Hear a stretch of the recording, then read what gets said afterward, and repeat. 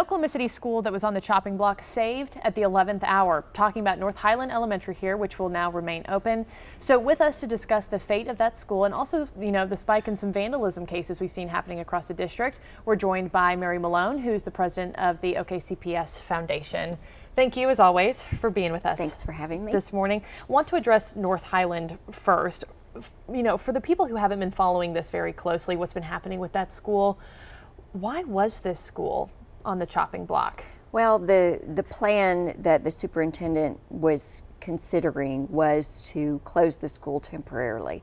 And that really was because she and her leadership team unequivocally put kids first. And they were very concerned about the fact that there was no principal at the school and there really were only 4 teachers that had committed to coming back. So with just about a month left before school starts, she was very concerned about what that would mean for the kids. So there was a plan to possibly close it temporarily so that she could restructure, and she's very, very committed to having the very best principals and the best teachers in every classroom, and so that's where it started. Okay, and is that because people were leaving for other states with everything that's been happening with teaching? I think people were leaving for other states and other careers. Yes. Yeah. Yes. And just last week, like you were talking about, Superintendent Aurora Lohr said this: "There is no possible scenario at North Highland that is good for students. The school is in crisis, and drastic change will be required to improve the negative culture."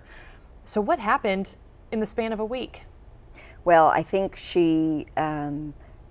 Once it got out in the public, I can tell you something else. Despite what you may have heard, there was not a conspiracy to do this secretly.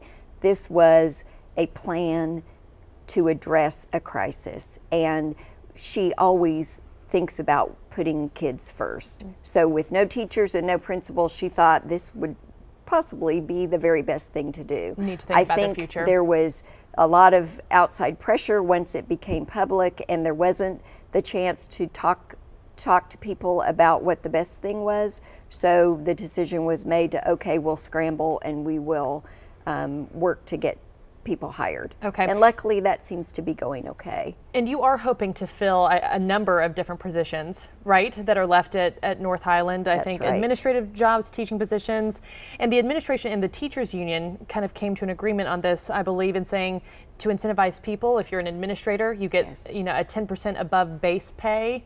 And then if you're a qualified teacher, you get a $3,000 pay raise. Yes. Where is this money coming from in a time when the legislative session couldn't agree to give teachers across the board a pay raise? Well, they're dipping into reserves and doing all kinds of drastic measures to try to come up with the money. Okay, and any luck on filling those positions yet? Well, I know of Time two. is ticking. I know of 2, and that was those are teachers that had been Teach for America teachers who had actually. One I know for sure was actually at North Highland, and she wasn't from Oklahoma. She left the state, but she heard about this and called the district and said, I want to come back to North Highland. And so the foundation is actually going to help with moving expenses to get her back and one of her colleagues back. All right, and stay for those kids. And also, when Aurora Lohr said that it was a negative culture at this school, what is she talking about there?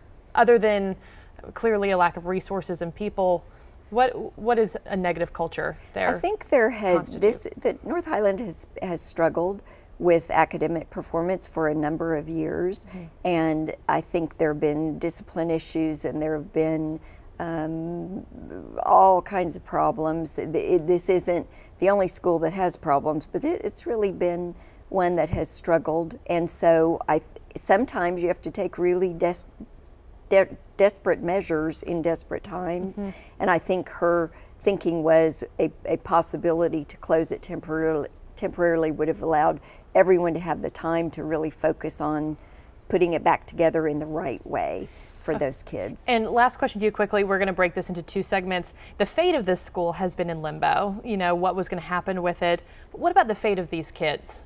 Are they in good hands here? Well, they will be, and I have to believe that they will be by the time this is all said and done. Although I know that Aurora Lohr said that kids could transfer if they wanted to, and I've heard Seen there's that. already been a number of kids that have transferred.